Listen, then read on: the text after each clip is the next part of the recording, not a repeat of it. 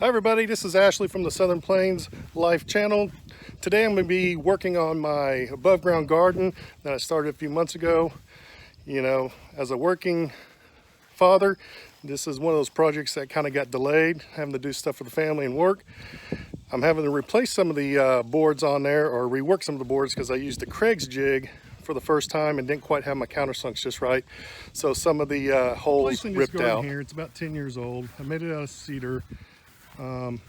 It worked for a while, but as you can tell, it's starting to fall apart. And yeah, we did let it go this year because I thought I would have the other garden in place, but life got in the way and it didn't happen. So it is starting to fall apart here, as you can see.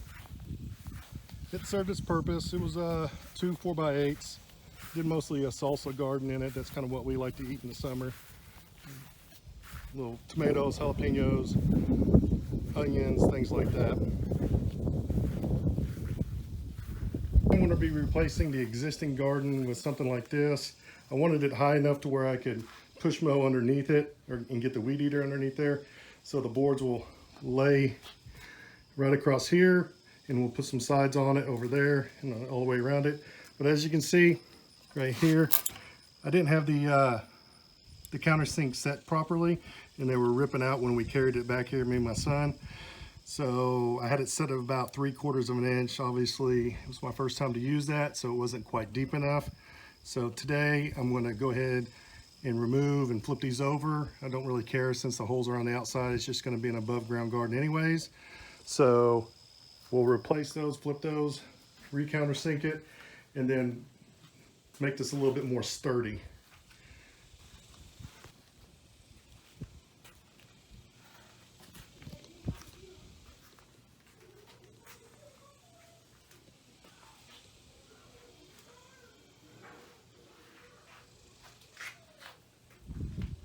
See where they ripped out right here?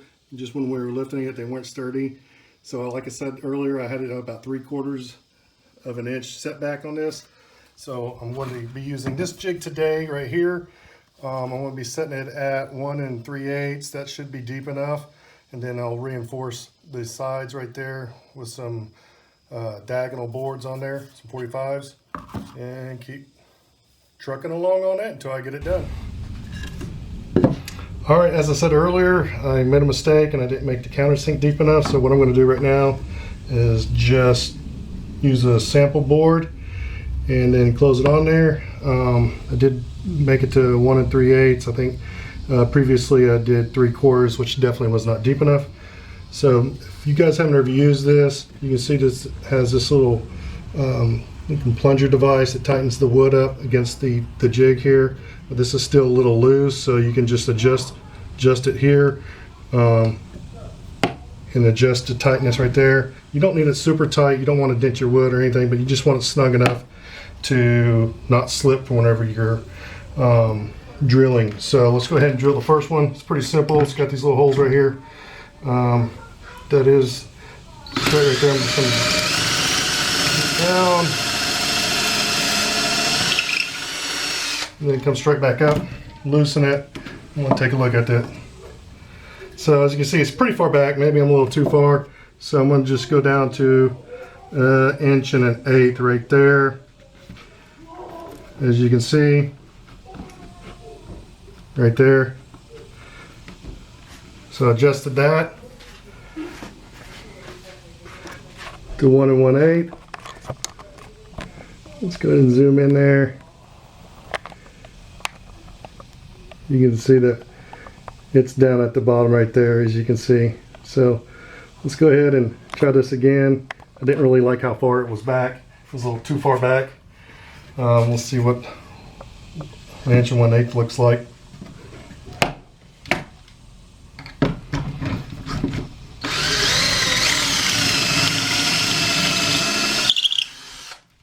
Again, this is my second time to use this, so if you guys have any comments out there, please just comment below if I'm doing something wrong. But I think I like that a lot better, 1 1/8 right there. Looks like we'll have plenty of room to come through, get enough bite in there, hopefully to come through the center instead of coming right about here.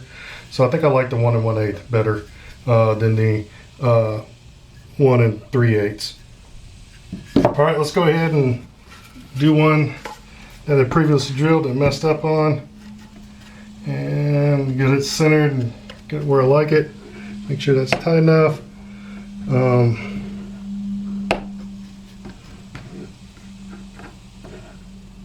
There we go. So we're just going to go ahead and drill this to the 1 1/8. There. We'll do the second one.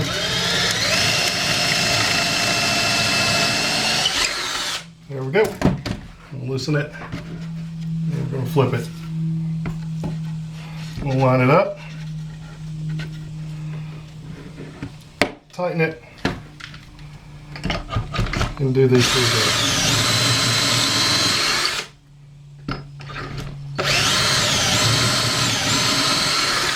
And there you go. It's pretty easy, as you can see. All right. All right, so next I'm going to pre-drill these screws in here. That way it makes my job a little easier. You will have to have one of these long extension Phillips heads right here to get in there and close to it. Just the little 1-inch ones, 1.5 inch ones. Just aren't close enough, so we'll get this pre-started. Yep, a little too far. That's fine. There we go. We'll do the second one.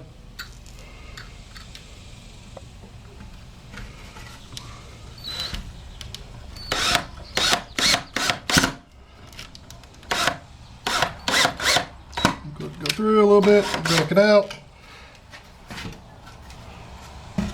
And then we'll do this one here.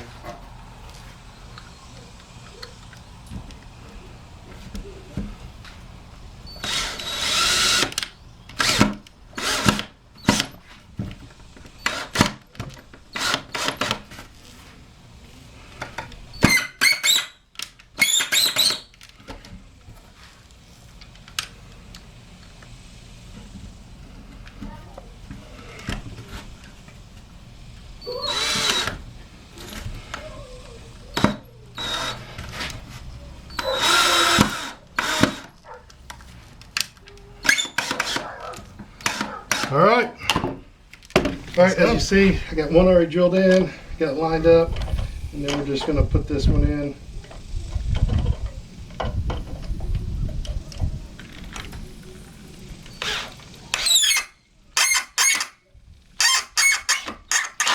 Yeah, it seems like it's getting a much better bite.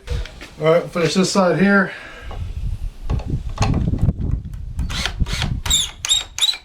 All right, guys, that was just a quick video of what I'm doing today with the above ground garden. I'm just going to repeat that with all the loose boards and the ones that I didn't do correctly. I hope you guys learned something. If you liked the video, please subscribe and hit the like button. And until next time, I'll see you later.